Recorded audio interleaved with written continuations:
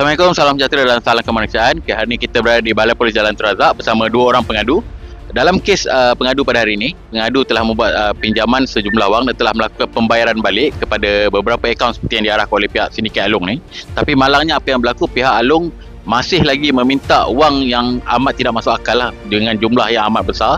Pada mulanya Along bagi 2,000, tapi you lambat sejam saja, mereka akan charge you 2,000 lagi. Okay, lebih dari pinjaman you. Total dia minta daripada you sekarang?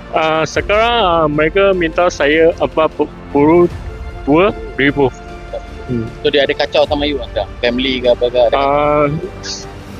Kemarin guna mesej saja, dia belum datang ke rumah saya. They give me on hand amount about 45,000 something, but actually they want me to pay back about 76,000.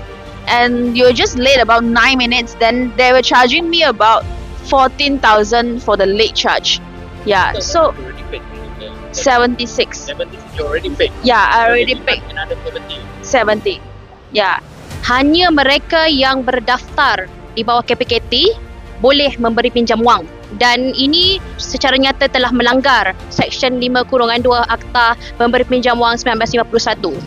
Dan juga kalau kita lihat faedah-faedah yang dikenakan oleh pemberi pinjam wang tidak berlesen ini sangat-sangat tinggi, di mana ia tidak munasabah sama sekali, dan juga ada ugutan dan juga intimidasi jenayah yang kita lihat yang menjadi satu kesalahan di bawah Seksyen 503 dan Seksyen 506 Kanun Keseksaan.